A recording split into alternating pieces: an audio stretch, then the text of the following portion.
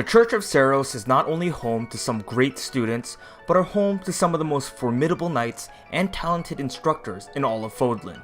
And luckily for you, the professor, are able to recruit them into your house for when you take your students on dangerous missions. Slight spoilers before we dive into this video. None of these characters will join you if you decide to side with Edelgard in the Black Eagles route, so if you do have plans to use any of these characters, please do not side with Edelgard. And like usual, before we dive into this video, a few disclaimers. First, while the title of this video is called Best Classes, it's really because it sounds better than anything else I came up with. Think of this more as options for your playthrough and to get you ideas on how you can progress your students into certain classes. With a class system like Fire Emblem 3 Houses, you have the flexibility and option to do a priest-only run, and if that's what you're into, I highly recommend that you do. After all, Fire Emblem is more fun if you are able to do and have fun with the wild options that the games can provide you. Second, I'm not going to be taking into account all the low turn count strategies for these characters. What I mean by this is, there will be some non-optimal classes for some of these characters, but that's to really cover all my bases, so I don't get comments like, "But my Ferdinand was great as a Great Knight." Pun totally intended there. And finally, you want to stay in advanced classes until you're comfortable enough with the numbers in your stats before going into the master class. Master classes are just a bonus, never a must, so keep that in mind, and I wish I said this in my previous videos. So if you're just binging these videos now, please do keep that in mind. But with that being said, I think that covers everything that I want to talk about, so let's jump right into the video, starting with Hanneman. Hanneman is a very talented crest scholar that found himself an instructing job in JaeAIK Monastery. He starts off in the mage class and comes with a personal skill, Crest Scholar, which can roughly be translated into rowdy magic. When using Crest Scholar, Hanneman gives magic +4 to an ally, which can be used in combination with your stronger magic units. Hanneman also has the minor crest of Indek, which allows weapons to strike twice when attacking. With this in mind, there are a few routes that I think people can take Hanneman down into. The first and the most obvious one is to take him down the mage route, since that's the class that he automatically comes in when you recruit him. This admittedly isn't interesting at all, but with the growth in the magic stat of 55% and only 30% in strength, this seems to be the route that most people will take him down into. Realistically, the path that most people will take Hanneman down is Mage into Warlock, and finally ending in Dark Knight. However, with the mage route, that doesn't let Hanneman make use of his crest very well, and optimizing his strength numbers can get quite difficult. So dipping back into fighter for Deathblow isn't a bad idea as long as you have plans to use Hanneman in the long run of things.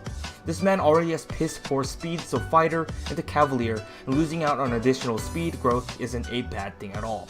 From there on out, Cavalier into Paladin into Bow Knight doesn't seem like a bad idea, as it gives him access to things like Brave Lance and Brave Bow, in which he doesn't need speed and can proc his minor crest of Indek more often. But the downside to this is that you're basically starting over from scratch, and getting to the point in which you can use the Brave weapons becomes a much bigger time commitment than say using almost anyone else.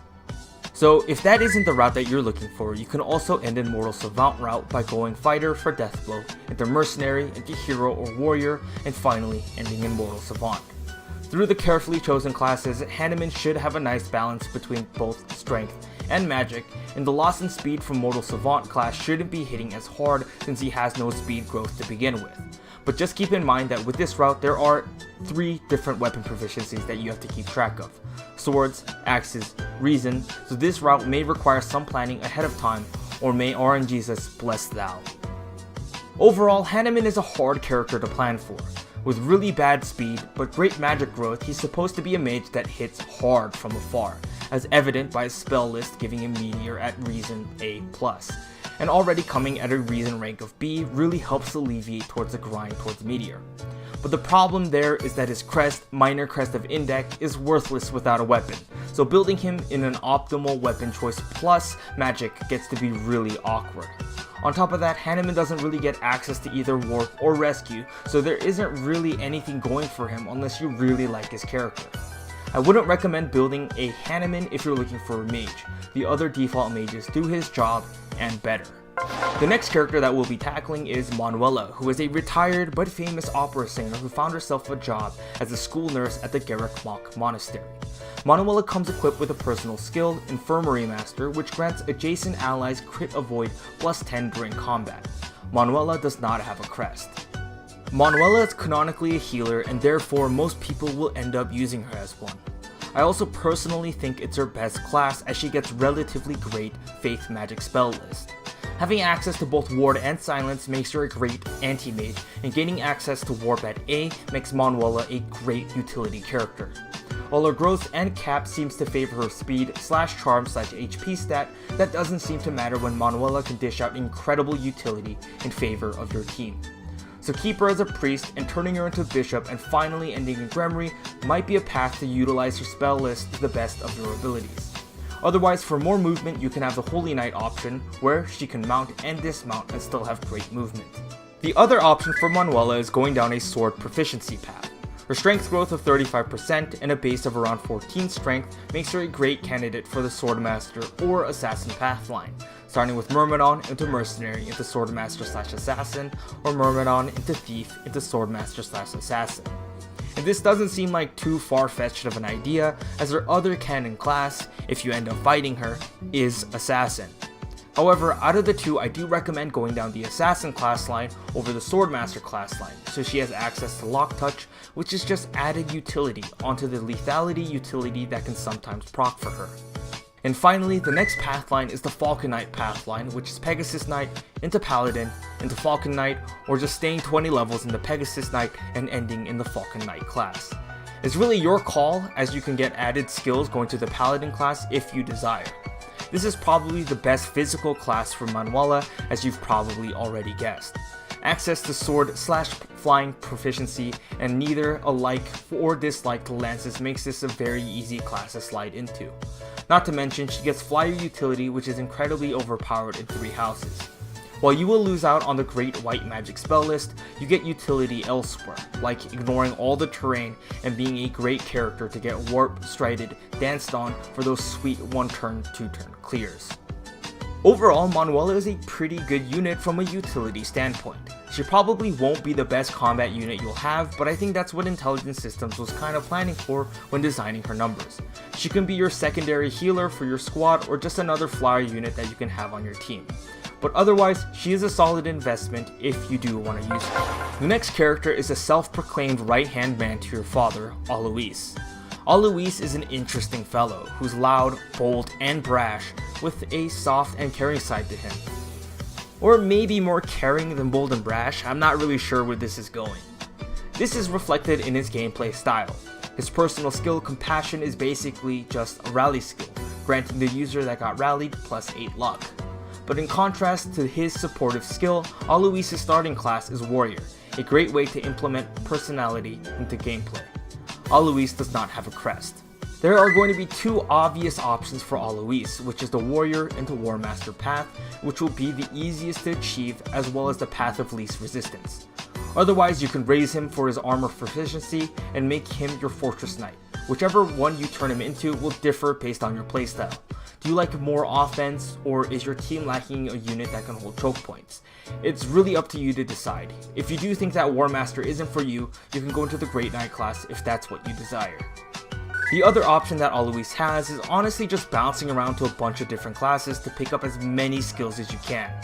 With axes being relatively flexible, you can pick up Deathblow from Fighter, raise sword proficiency on the side to get into the hero class for Vantage, and end in War Master for quick repost, making Alois another one of those characters that can hit hard on both phases, as well as having the option for the 100% critical hit setup that a lot of male characters can do. And if you're willing to sit through and make Alois do what he hates, riding Wyverns, that isn't a bad option for the man either, as Wyvern Knights are by far the best class to grace 3 houses. Just do keep in mind that this particular path will require a lot more time and dedication, but the payoff could be worth it just to have more flyers on your team. Overall, Alois is straightforward, strength good, magic bad. While he can end up either in an armored or horse class at the end of the class progression, I do however think he's best just kept as an infantry unit, bouncing around to different classes that can use axes and picking up as many skills as you can. While it does seem like a good idea to make him an armor unit, don't hurt his speed growth of 40%. He'll appreciate classes that can keep or improve upon that stat.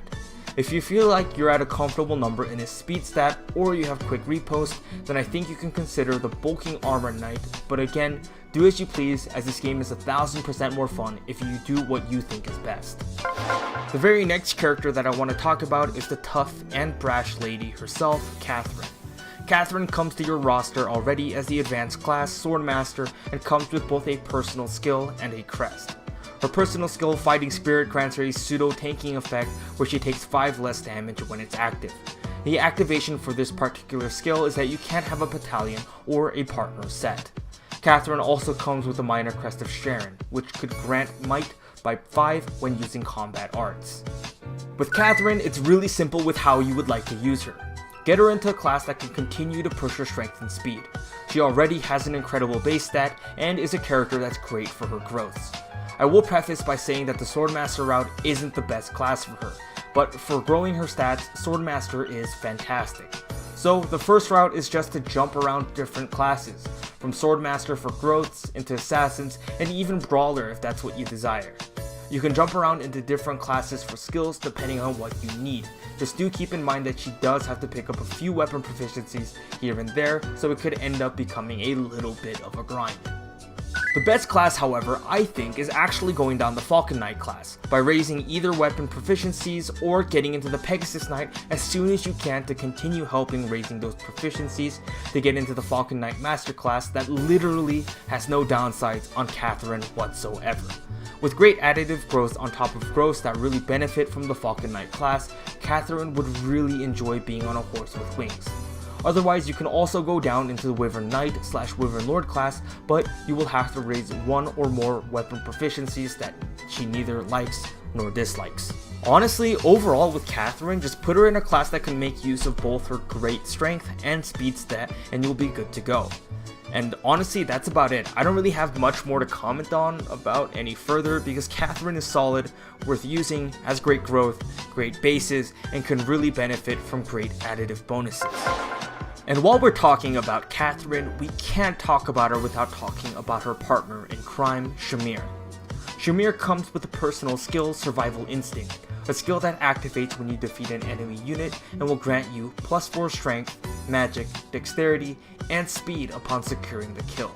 Shamir doesn't have a crest and will come already as the pre-promoted sniper class. The natural thing to do in the path of least resistance is to just continue down the sniper class and go down into the bow knight class when you're ready. With proficiencies in lances and bows, it only seems normal to turn her into a bow knight. However, I do recommend going from sniper into assassin and getting points of speed there and then move on into the bow knight when you're comfortable with her numbers.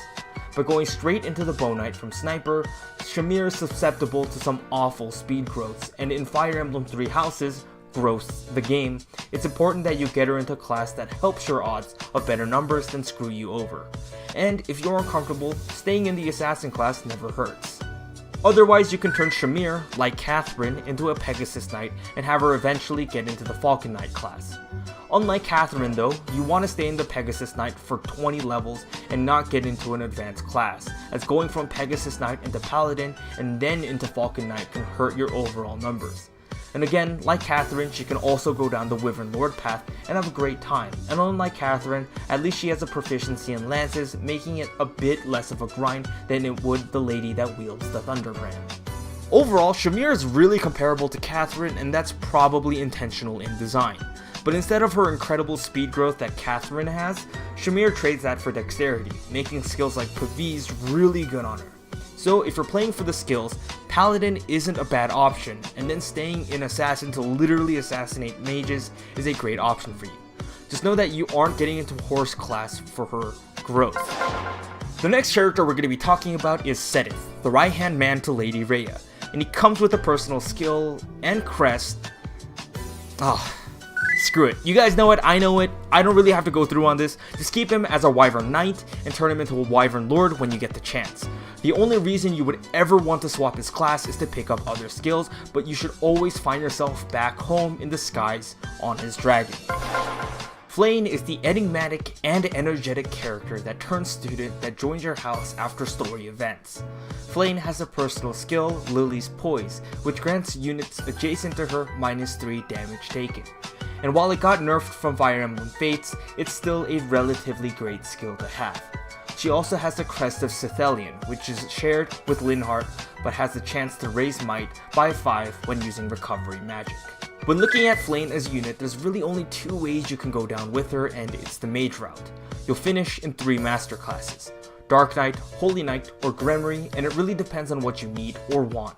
The path that you will be taking will be Monk into Mage, into Warlock, into Dark Knight, or Gremory. Otherwise, you can take her down into the healing role, which is what I think most people will take her down into, which will be Monk, into Priest, into Bishop, and finally ending in Holy Knight or Gremory. It'll all depend on what you want or need. Do you want bigger movement or ranges for her rescue spell, or do you want more spell uses for her spell list? All 3 options are pretty valid if that's what you decide to take her down into. Flame is also unique in the fact that she's the only member from the Church or Knight units that can become a dancer. After all, she is your student. And if you want to take a look at Flame's performance as a dancer, highlighting her pros and cons, you can just check out my video on the other dancers, which I'll link in the description below. Seiros is the apprentice that works at the church, and quick word of warning before I go anywhere with this guy, he's by far one of the worst units in the game, and if you do decide to use him, it'll be an uphill battle as other characters will do Seiros' job, and better. And his unique skill, Aptitude, doesn't really do him any favors, unlike his previous predecessors that had the same skill because his bases and growths are already bad that the 20% to every stat doesn't really benefit him. He also comes late. Seiros is in a bad spot. Classes could change this, but it's important that I get this point across before moving on. So because Seiros doesn't have a real combat skill, Seiros, if planned properly, can be your jack of all trades. With Aptitude and a growth of 20% in strength and 15% in magic, it basically equates to 40% in strength and 35% in magic, which aren't bad, especially with the additive growth bonuses. However, do keep in mind that these growths aren't fantastic though, which means you'll still suffer to being 2nd string, 3rd string, in whatever role you put him in. So all in all, what I mean by this is turn him into a Wyvern Lord. It'll push his 40% in strength up to 50%, give him flying utility, and it won't hurt any of the stats that he excels in. He also basically becomes pre-packaged to you as a Wyvern Lord, so take advantage of this. Otherwise, he can become a pretty decent archer as is expected from Shamir's apprentice. With a 40% strength growth, he's one of the better archers that you can invest into, but that's about it. Do note that while he can still be a mage, he dislikes both reason and faith magic, so his path to becoming Dumbledore isn't actually a road full of roses and riches. It's going to be a path that you take because you thought it was funny, because man, it does sound pretty funny. Gilbert is unique only to the Blue Lion's house, which is why I saved him for last. If I was to be honest, Gilbert is just Dedue 2.0. Just make Gilbert into whatever you're making Dedue into and you'll be fine. However, Gilbert will have a proficiency in lances and horses opposed to Dedue, who cannot go into horse/flyer classes very well. So just keep your options open and turn him into a Wyvern Lord or Great Knight or whatever the hell you want him to be. And honestly, I wish I could go deeper with Gilbert, but I'm just really under the impression that he's an okay unit at best and really wants to be in a tanking class. Pick up quick repost when you can for the Wary Fighter effect to work around his god-awful speed. And please don't turn him into a magic class. All in all, the Church/Knights of Seiros units will act as a kind of secondary tertiary units to your students, with the exception of a few units like Catherine, who are good right off the bat. They're also just nice to have, just in case, and have some of the best supports in the game, so while they might not be the best in combats, their stories could be compelling enough for you to use them. As for myself, Hanneman has one of the best backstories in 3 houses. It's just a shame that his combat abilities aren't as good. But that's it from me. I hope you enjoyed this video, expect more 3 houses content soon, and I'll see you guys next time.